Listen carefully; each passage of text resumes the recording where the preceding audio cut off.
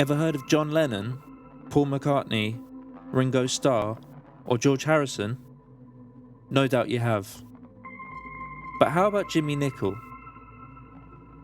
I didn't think so. In 1964, during the peak of Beatlemania, this man joined the Beatles to play drums with them for just 2 weeks, only to return to relative obscurity. Picture this. You're a 24-year-old jazz drummer dreaming of success and stardom, making ends meet in whatever projects you can land. One day the phone rings and George Martin is speaking to you, asking whether you can come immediately to Abbey Road Studios to audition to replace Ringo Starr in the Beatles, leaving on tour on their first world tour the next morning. What could it have felt like for Jimmy Nichol to get a 2-week glimpse at unprecedented rock stardom, only to go back to being unknown again 2 weeks later? And why did this happen in the first place? These are some of the questions that this video sets out to answer. By 1964, Beatlemania was taking the world by storm. In February of that year, the Beatles would make their now legendary Ed Sullivan Show appearance and break America, and they already had 5 UK number 1 singles, 4 of them in the previous year, 1963. They had just blown up. Their manager, Brian Epstein, had been working hard behind the scenes, organising their first ever world tour, booking dates with promoters, arranging press and record release schedules in the various countries they were playing in to coincide with their gigs and help push ticket sales.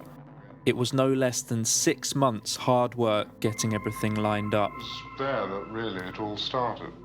But on the 3rd of June 1964, disaster struck when Ringo Starr collapsed during a photo shoot and was rushed to hospital with tonsillitis the day before they were supposed to start the world tour. Now, this was in an era when contracts between promoters and artists were a lot more simple than they are today, with no get-out clause protecting the artists from not fulfilling their commitments.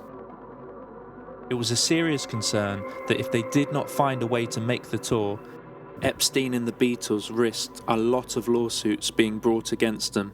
Not only that, but even though newly famous, the Beatles had only been so for a relatively short period of time, and they were therefore more eager to please and more anxious about not making mistakes than they would have been later in their fame.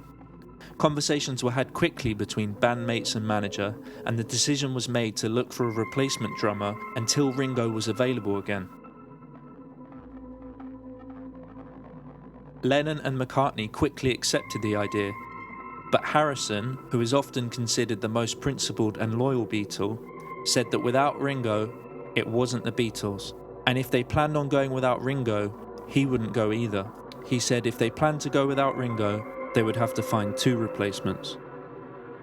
But Epstein talked him around by explaining how many people he'd be letting down if he didn't go. So they began phoning potential drummers. Epstein approached a drummer called Ray Duval from the Beatles' hometown of Liverpool, who had played on many of the same lineups as the Beatles when they were starting out. But Duval declined because he was busy working in his own nightclub. So then they tried Bobby Graham. Graham was the top session drummer in London at the time. But he declined too because he was concerned he would lose that position as the top session drummer, which was a highly paid one. However, he suggested another drummer called Jimmy Nichol, a London-based session drummer currently playing in jazz outfits.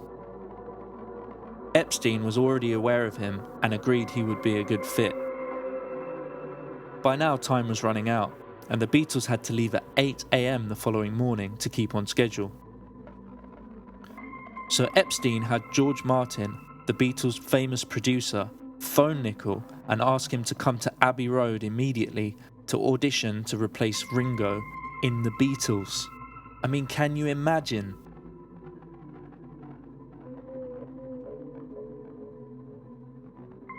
Nichol wasn't from Liverpool, but he was a similar age to the other guys, just over a year older than Ringo. And as luck would have it, it turned out that he knew all of Ringo's parts perfectly, even the rest of the band could barely tell the difference. That was because he had played on an album of Beatles sound-alike covers which was sold for a low price to cash-strapped teenagers who thought they were buying a real Beatles record.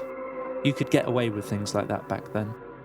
So they dressed Nichol in Ringo's Beatles suit and gave him a Beatles mop-top haircut and flew him out with them for their initial engagements in Europe, stopping in Denmark and Holland.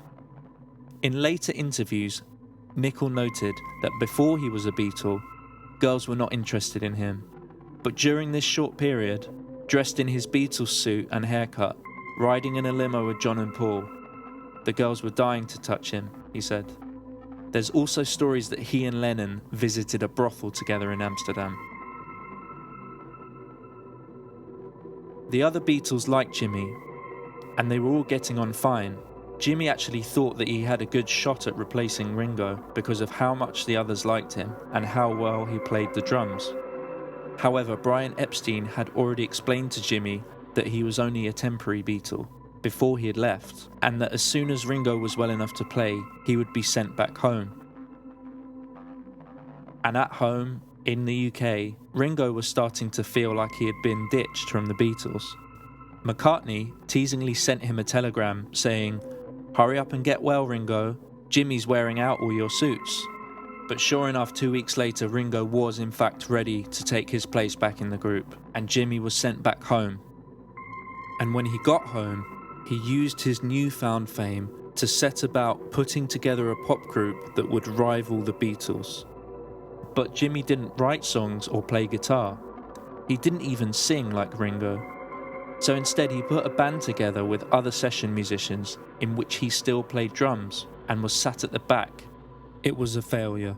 Within 1 year after Jimmy's time in the Beatles, he had been completely forgotten about by the media. He was bankrupt, he had no work, his wife had left him, and he had to move back in with his mother. That's quite a fall from being in the top most famous pop group in the world. There are stories that Paul McCartney heard about this and got him some drumming work, but Jimmy Nichol's shot at the big time was over. Eventually, he actually wanted to disappear, and there are stories that he spread rumours about his own death so he wouldn't have to answer interview requests anymore. After the limelight, Jimmy went on to be a producer and a teacher, and no doubt he had a fulfilling career, albeit a much more normal one than John, George, Paul or Ringo. Thank you very much for watching this video. If you're interested to find out more about Jimmy Nichol's time in the Beatles, you can get hold of Jim Birkenstadt's book, The Beatle Who Vanished. This was my first video, so if you made it this far and enjoyed it, please be sure to subscribe, and you can catch my future videos, which will be aiming to unearth more interesting moments in music history. Thank you.